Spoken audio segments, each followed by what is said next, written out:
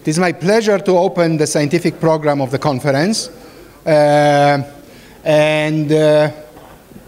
going to start with Ehud Kalai, who is a dear friend of ours, of our center. He's been visiting us, I think, almost every year. And as usual, he claims that he has a talk that, his talk is scheduled for 1 hour. He claims he only has 15 minutes to speak. And we'll see. I have some doubts about it, given the history. So we are very happy to have Ehud Kalai. Please.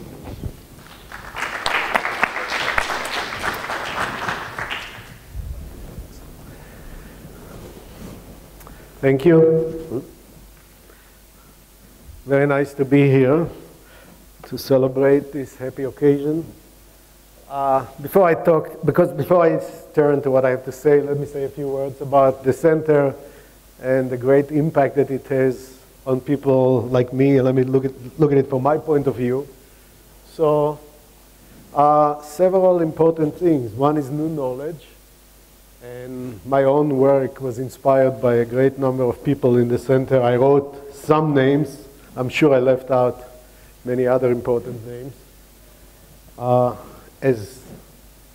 From my university point of view, we always hired people from the PhDs from the center to come and teach at Northwestern. I try to remember all the people who taught there in my department alone, leave alone other departments. And I realized what a tremendous list of people it is that we benefited from the graduates of members of the centers or even grandchildren, students of members of the center. I'm sure I left some. I just saw Elchanan. I think I left Elchanan of the second list. Should have been there. Most amazing, what? I'm good at being on one. Oh, okay. Most amazing is that I find out, as Sergio says, I come here often, and every time I come to explain my findings to members of the center, and after the lecture I leave understanding my papers much better than when I came in, and which is a great statement about, it's not that I don't understand my paper, it's a great statement about the audience that one encounters here. I prepared the lecture at 2 different levels. One is in on... Yes?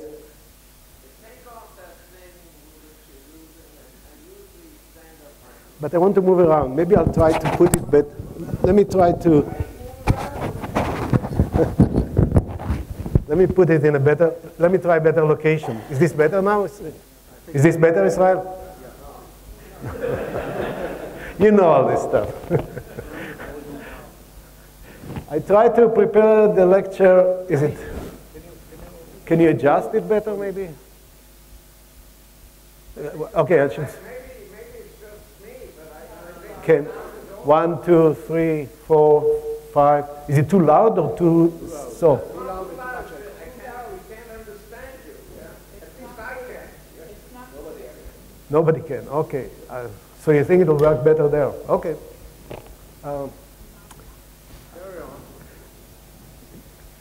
Can you? Is it better now? Yeah. Okay. The acoustics of this place apparently does not fit this microphone. But I see. We heard speaking on the microphone. All right. All right, so move around.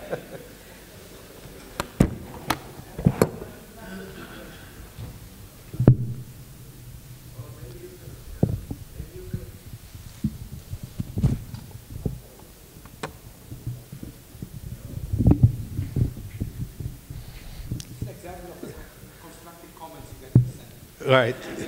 Can you hear me now? Better? Okay. Okay, so I tried to prepare the lecture at 2 different levels. One is to game theorists, so I'll have a minimum level of details, and I'll be happy to elaborate if elaboration is required.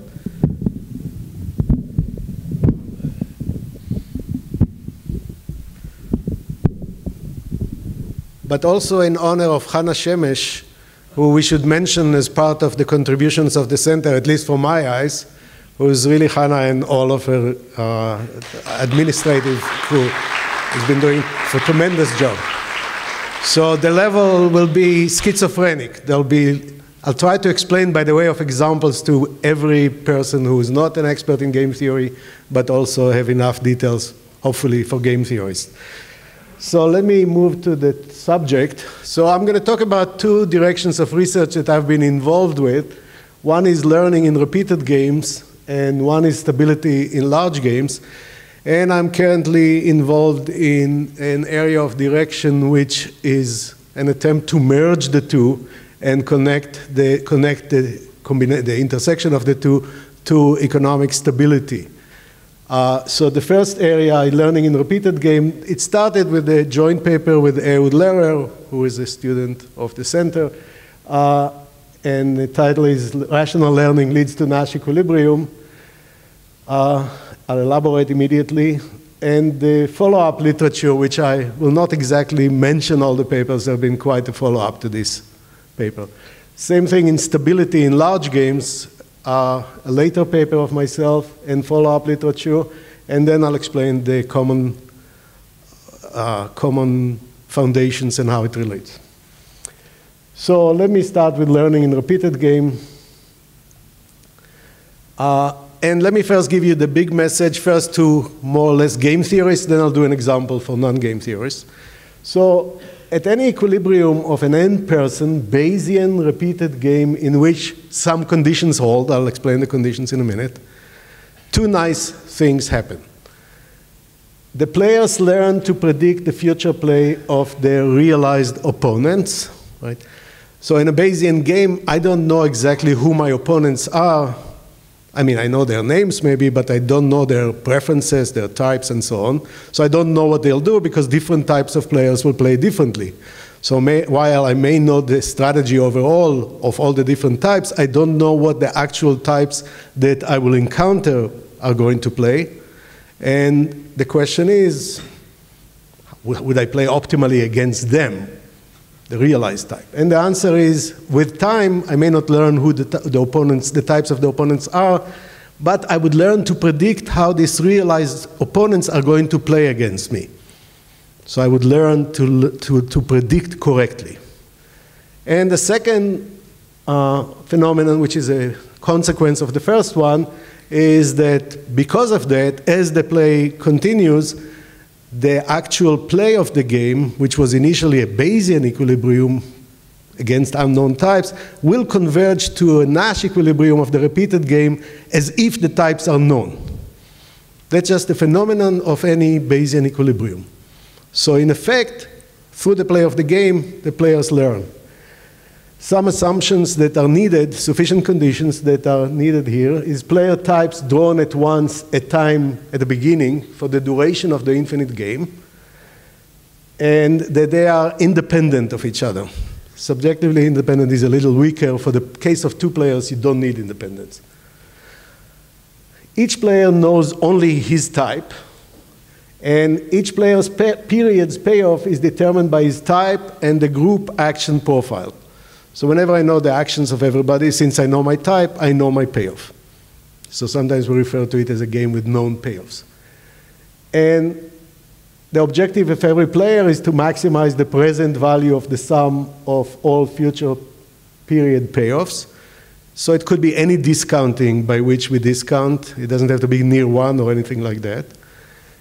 And there is perfect monitoring. After every round of play, we know what everybody did. So these are the sufficient conditions, and there are some finiteness assumptions that I did not mention. What does it mean with time we learn? So I remember giving a talk at Tel Aviv, and Elon asked me, what do you mean by learn? So what I mean by learning is the following: conditional on the observed evolving play. So as you play, you see what happened, you see the history, and you condition everything on the history that you have observed.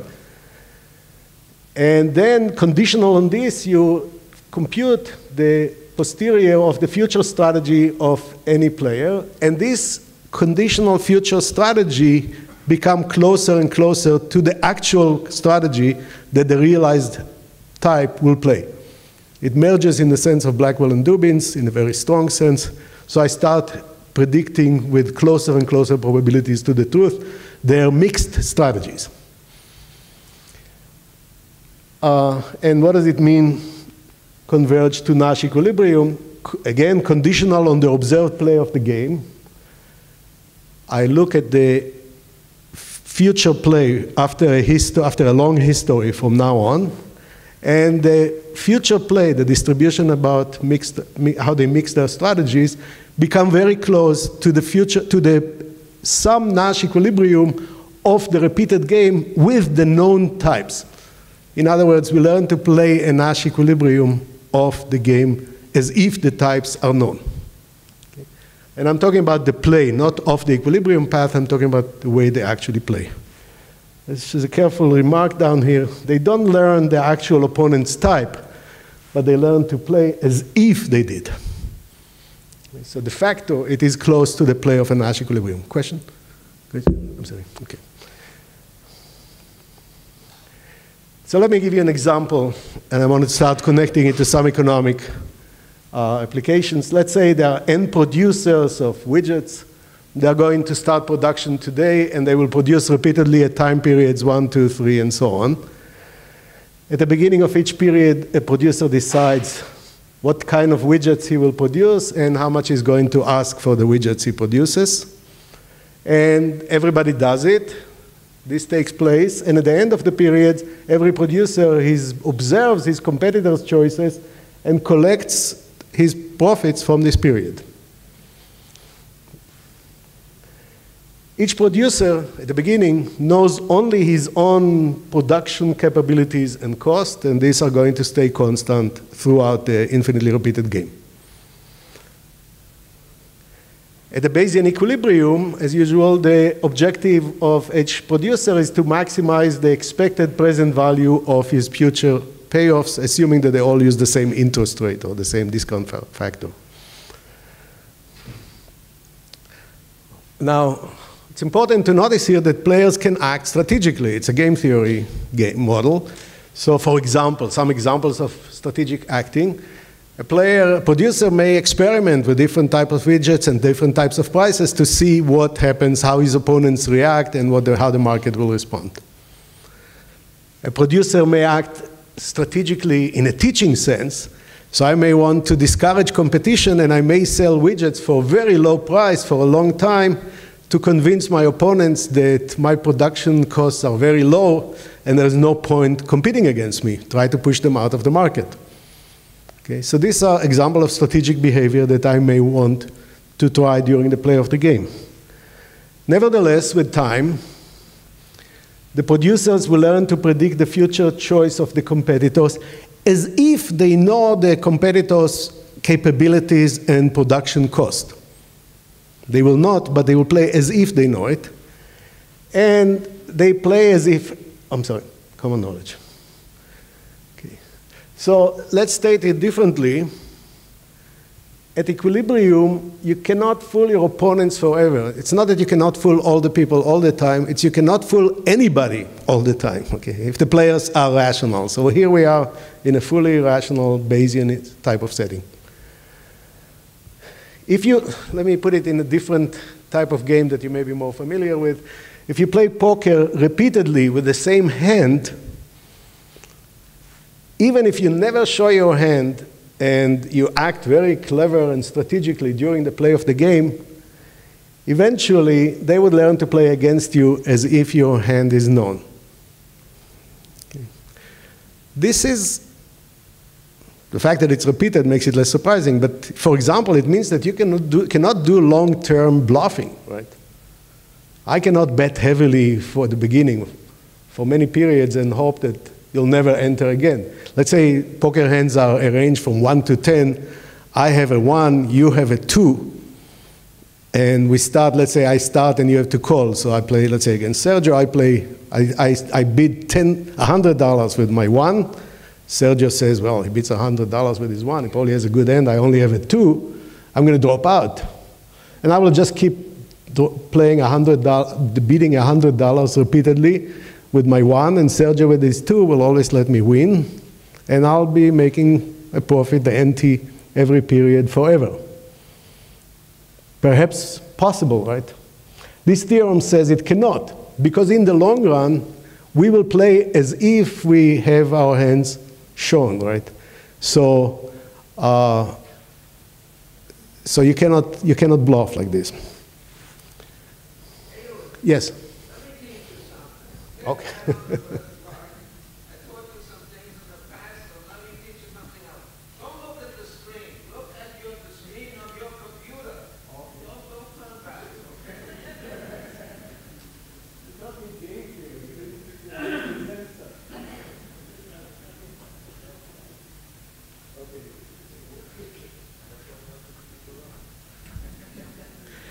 This goes for everybody. Eventually, we all play with essentially known hands. Okay, so this is one message from learn. Yes.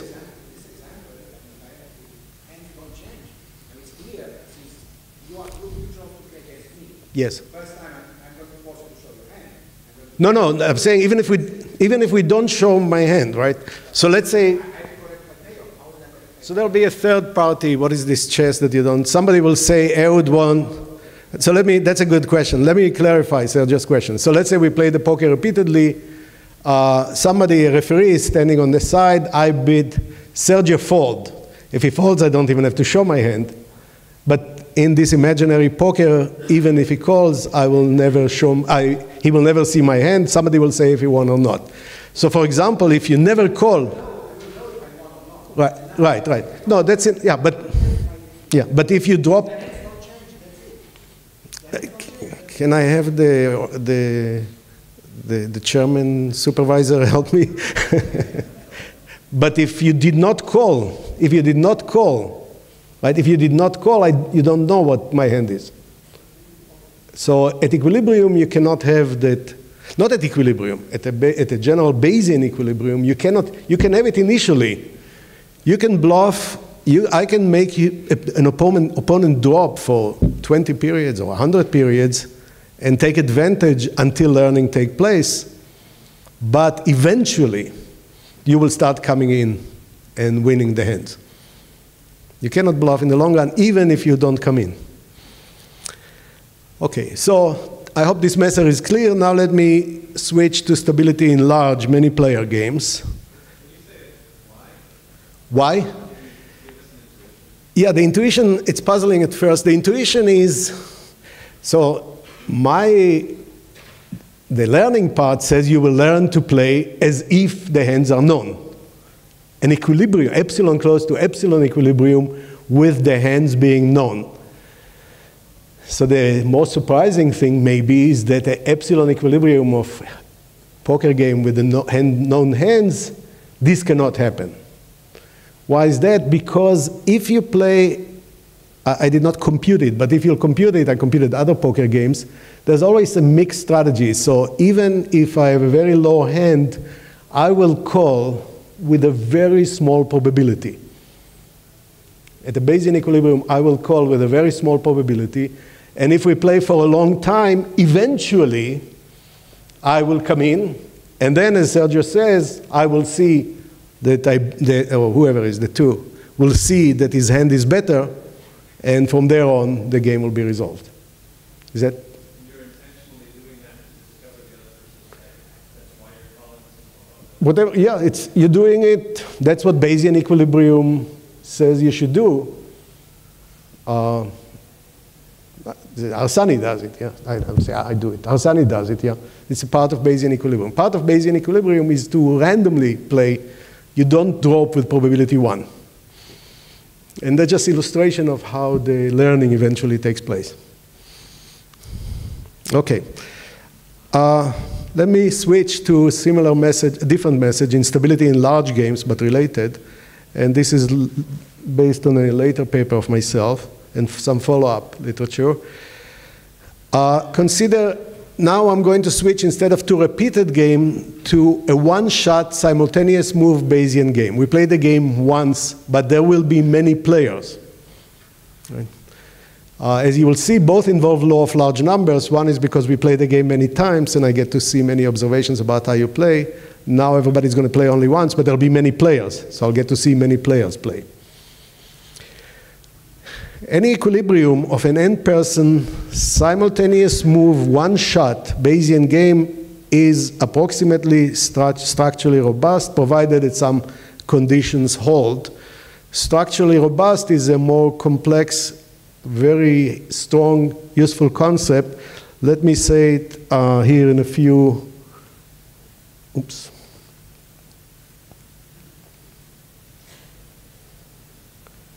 So here are some properties that structurally robust equilibrium have, and I'll elaborate through an example. The formal definition is long.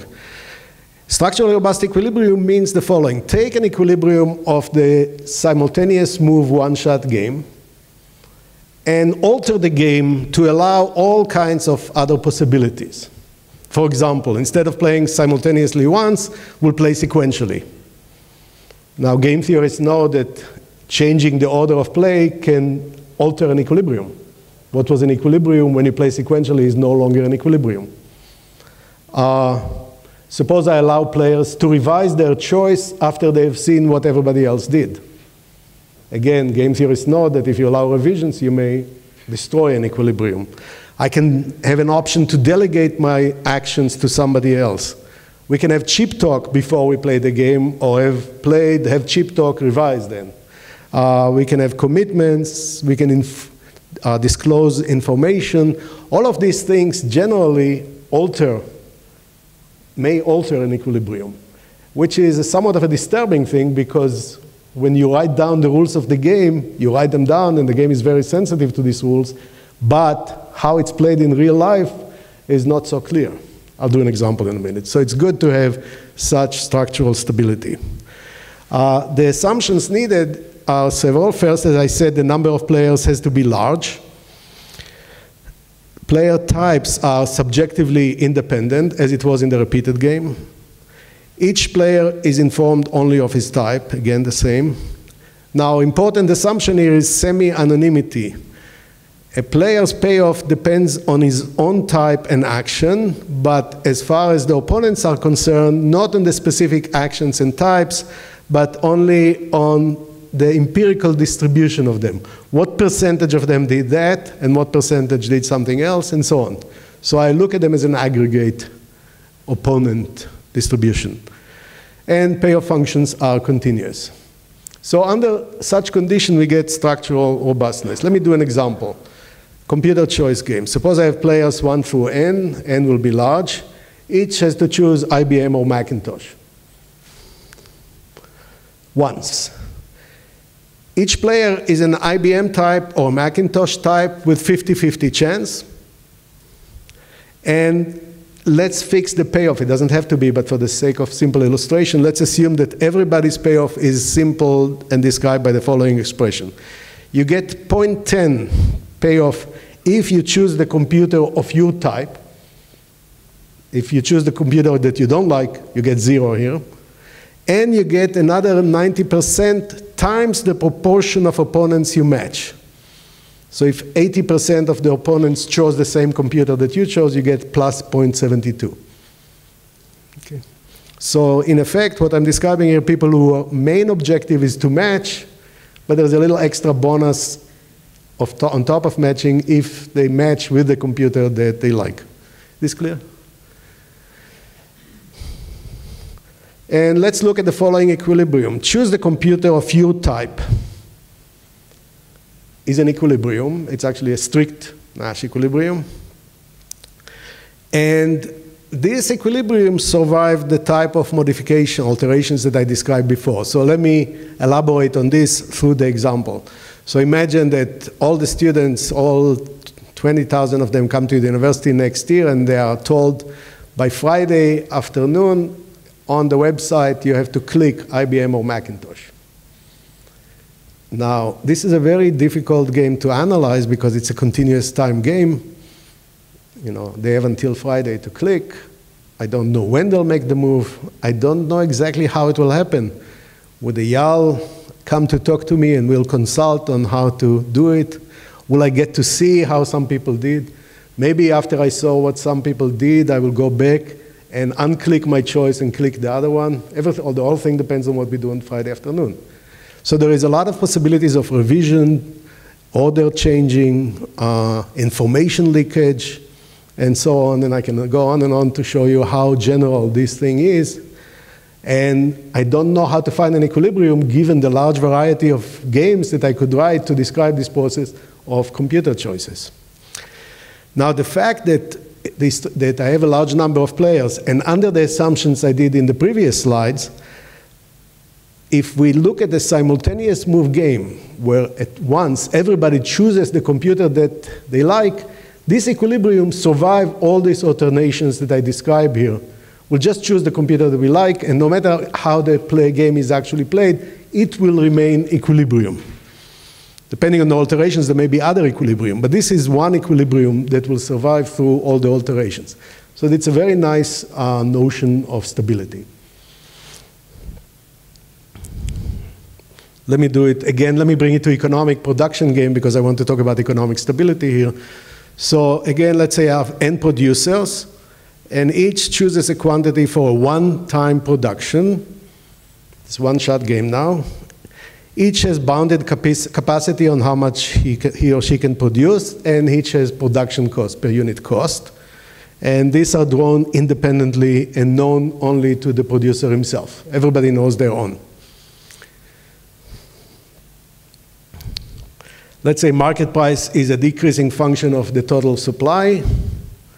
And at Bayesian equilibrium, given that I know only my own parameters, I have to act optimally against the distribution of the strategies of the opponent, given what their potential types are with the corresponding prior probabilities. The equilibrium is structurally robust under the assumptions above. But now I want to highlight one aspect of structural robustness. Structural robustness implies hindsight stability, or what is also known as ex post Nash. What do I mean by hindsight stability? I mean, after we made our choices and everybody saw everything, I will give each player the opportunity to revise. If when offered the opportunity to revise, no player chooses to revise alone, then I would say that the equilibrium is hindsight stable. In hindsight, usually in game theory, in hindsight, in a poker, I say, I wish I didn't bet, or I wish I did bet, or I wish I did all kinds of stuff in hindsight. But in this particular setting, with this example of the conditions that I specified, in hindsight, nobody would want to revise. Everybody is happy with the choices that they made. And that's a nice notion of stability. And in particular, if you talk about an economic game, like the example I have here, the resulting market price is stable. After observing it, no producer wanted to change his chosen production level. After I see how much everybody produced and the resulting market price, I say, that's fine. At these prices, that's what I want to do. Okay? And this means that the competitive prices that were generated by the equilibrium the prices were generated by this equilibrium are competitive, or also what is known as rational expectations.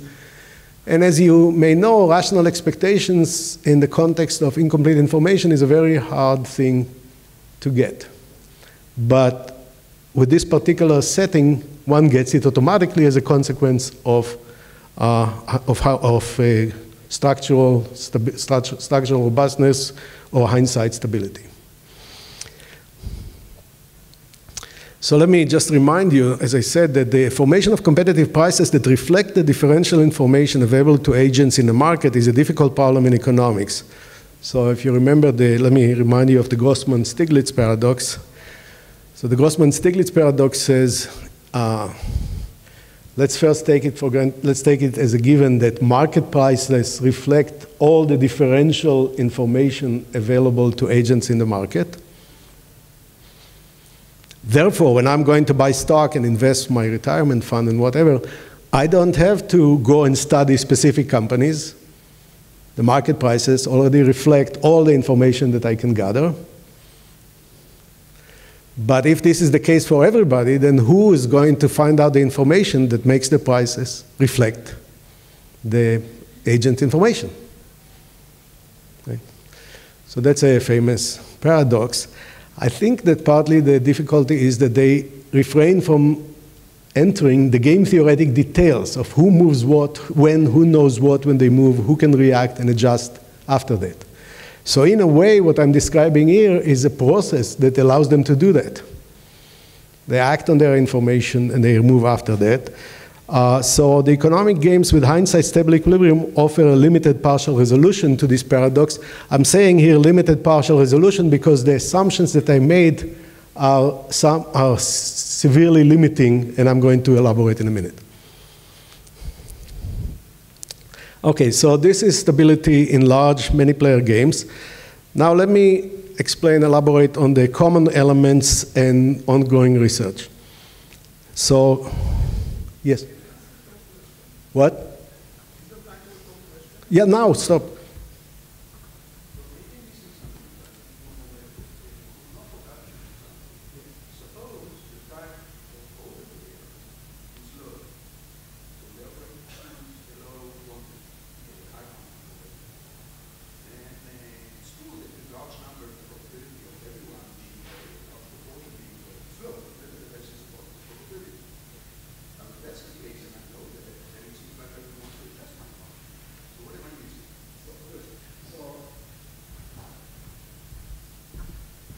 So the word there, approximate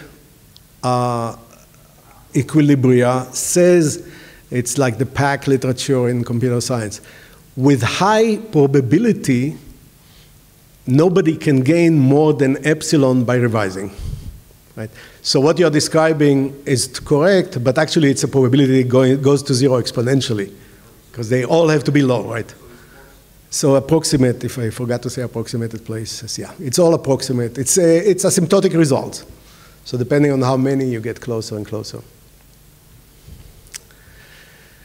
Okay, so let me elaborate on hindsight stability because this touches on these economic applications.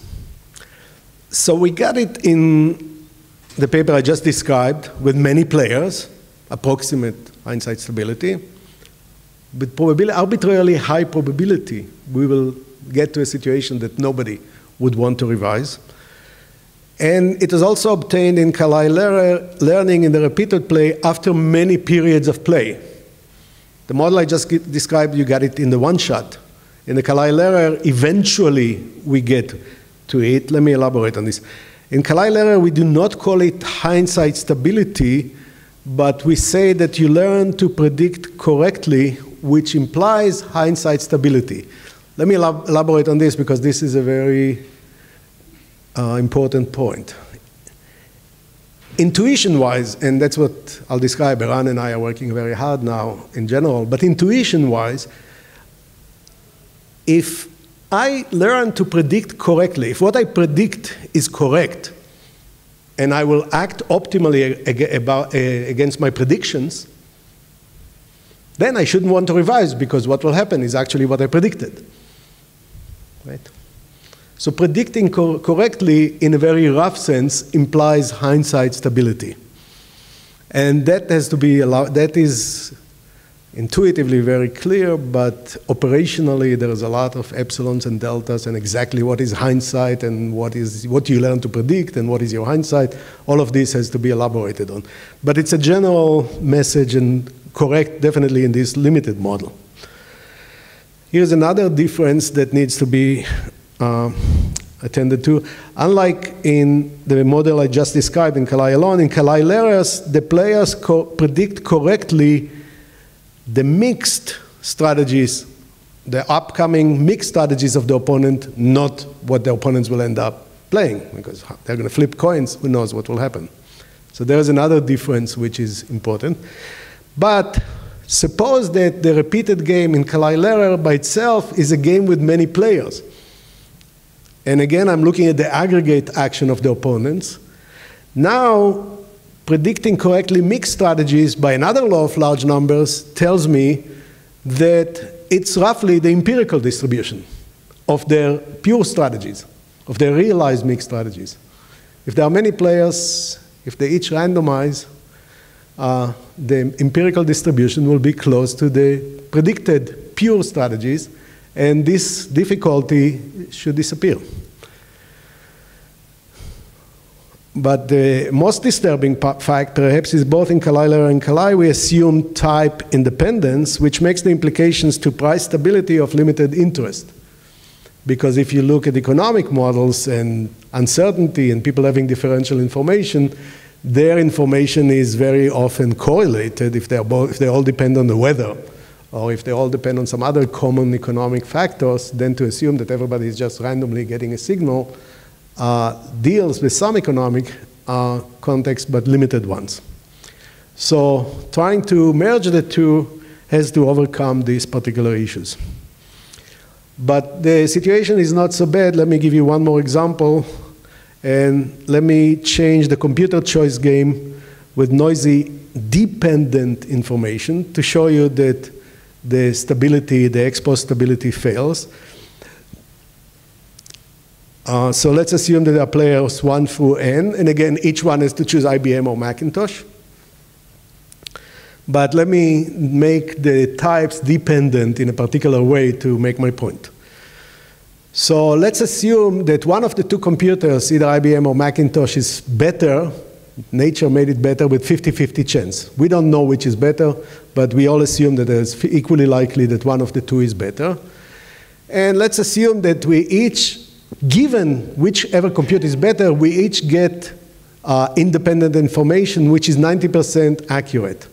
So if IBM is better, then Sergio, 90% chance will find out that IBM is better, 10% chance he'll think Macintosh is better.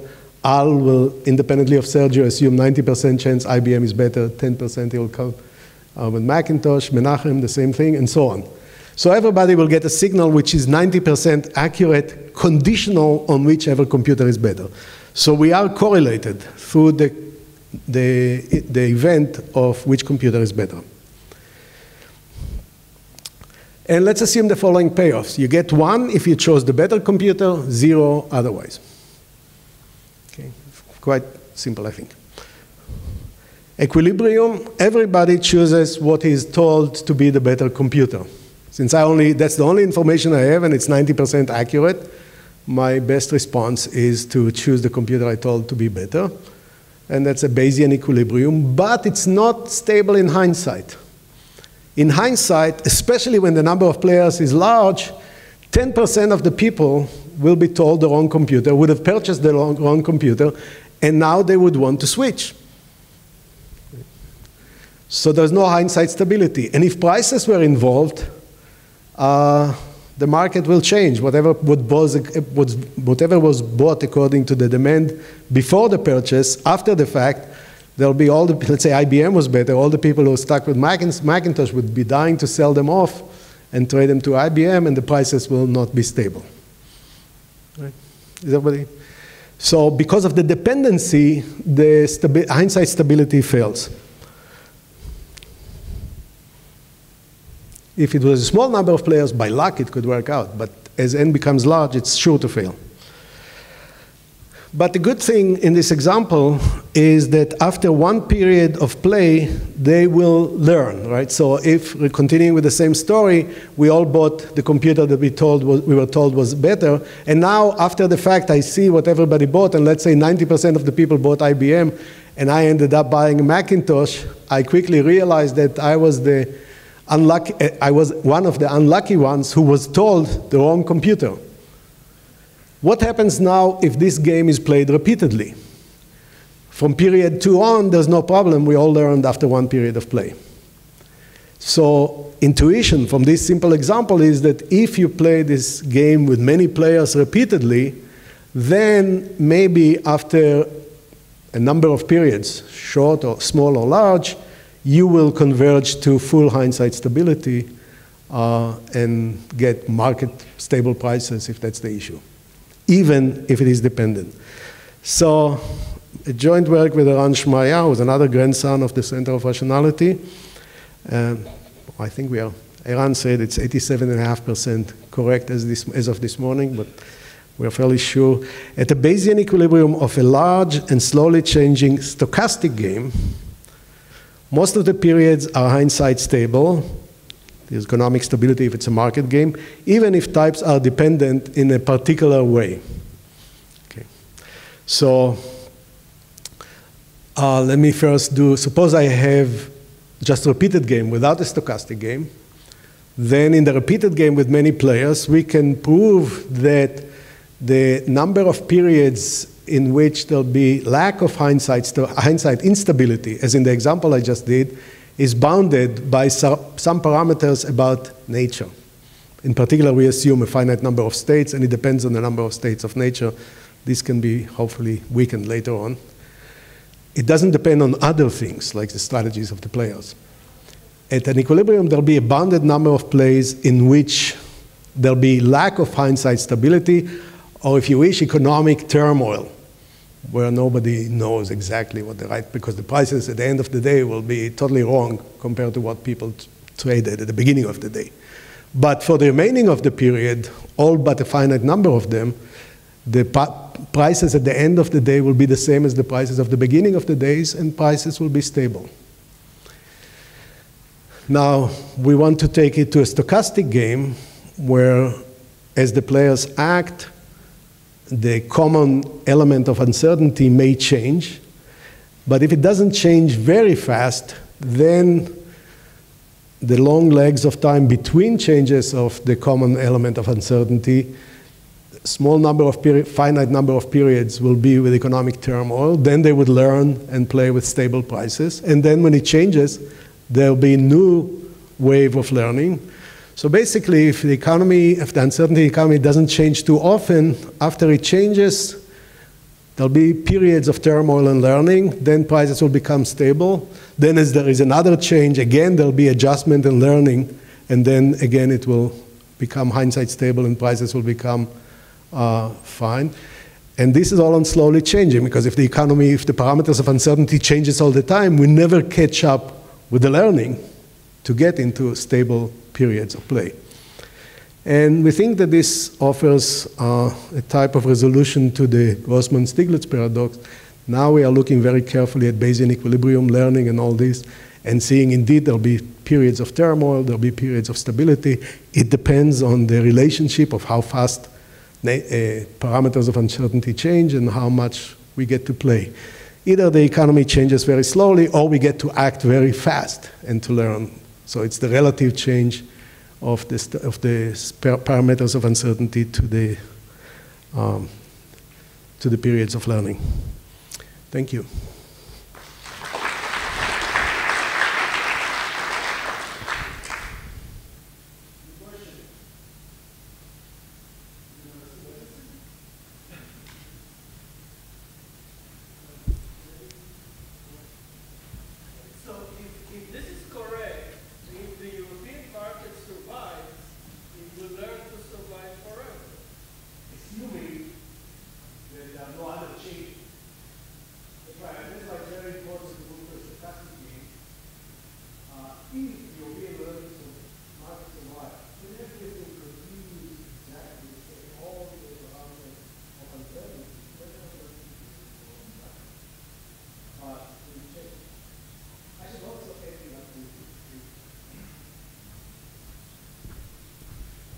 So as I said, it depends on the changes.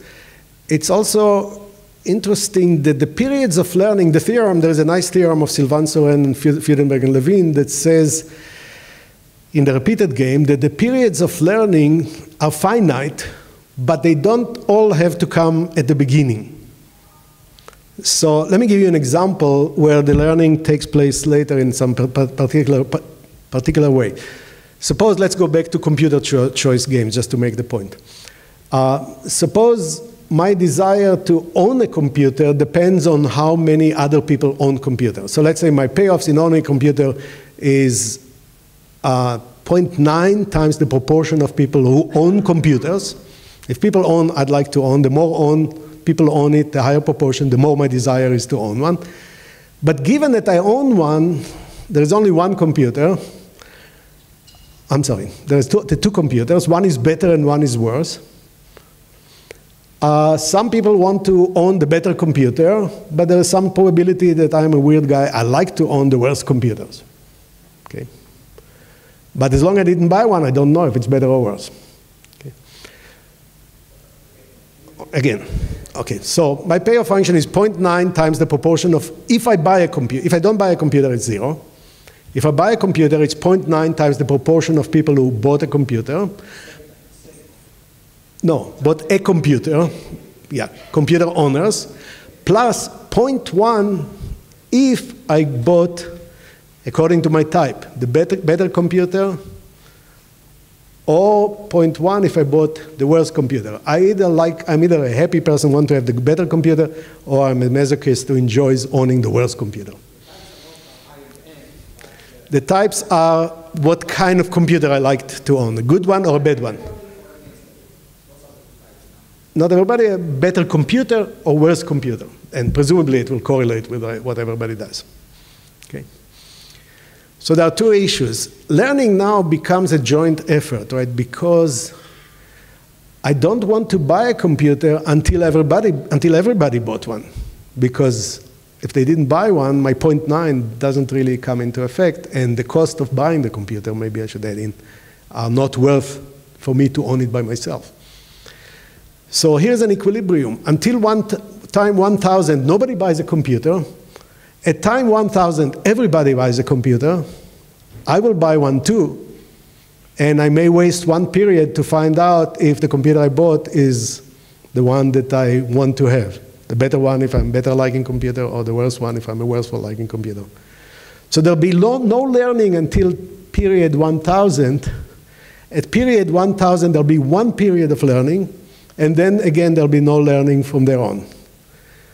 Okay, so this is together with this general observation of Sylvain Soren and Fiedler and Levine after the learning literature that showed learning doesn't have to happen early on, but there's only a small number of periods, or finite number of periods, that learning take place.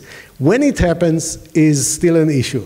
So getting to your question, the European Union, everybody may be acting happily, constantly, prices are stable and so on, and at some point, jointly, people decide to now learn. But it'll be jointly, and that's one of the assumptions that we conjecture in this conjecture that I didn't elaborate on. At some period, everybody will decide now it's a period of learning, and there'll be some temporary turmoil until they've learned, and then on. So the learning doesn't have to be happen at the beginning, because there are finitely many periods, eventually it will stop.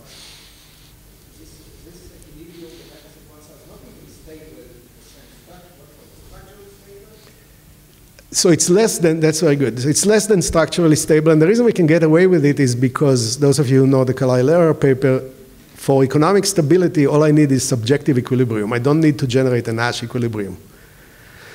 So I get hindsight stability.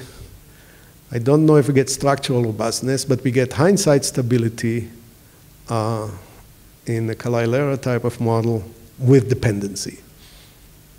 And I think in Kalai-Lehrer in general, subjective equilibrium can be gotten even with dependencies, even though that wasn't something we emphasized at the time.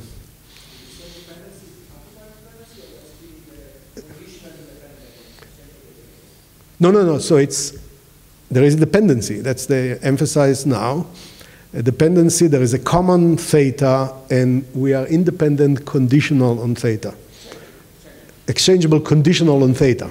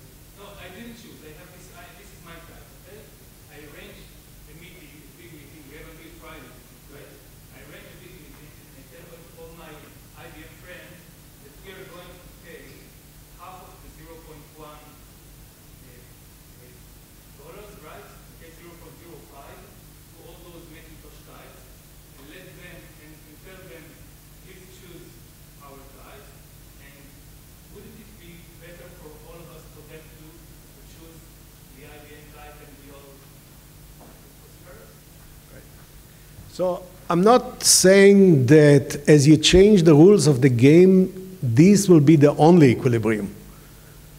I'm just saying what you are describing is a different alteration of the game where you're allowed to meet and talk, which is allowed here. But it's allowed here. But you are showing another equilibrium. In the same game that you allow people to meet and talk, the equilibrium that everybody chooses his computer is still an equilibrium. It's just nobody goes to the meeting, and given that nobody goes to the meeting, my best response is not to go. So it is still an equilibrium. I'm sorry? It would be still the best response for them not to come to the meeting. It's not. Yeah, if nobody goes to the meeting, what do they mean they go to the meeting? Or they go to the meeting and don't obey the recommendation. So, in this paper, if you read it, this paper, read it carefully, it says that an equilibrium survives for better or for worse. Right? So sometimes it's a good phenomenon, sometimes it's a bad phenomenon, and it's just the fact that it survives. So you describe one particular alterations of the rules where they're allowed to meet and talk and so on, but the game which is really played, I can give you all kinds of stories of how they meet and discuss and so on. And if I want one equilibrium that survives, no matter what kind of story you make, somebody else will make me another story, the equilibrium that I describe will survive all the stories. But I agree, definitely, very important, that in some particular alterations of the game, there'll be equilibria which will be better off for everybody. So there is an optimism of the type you describe.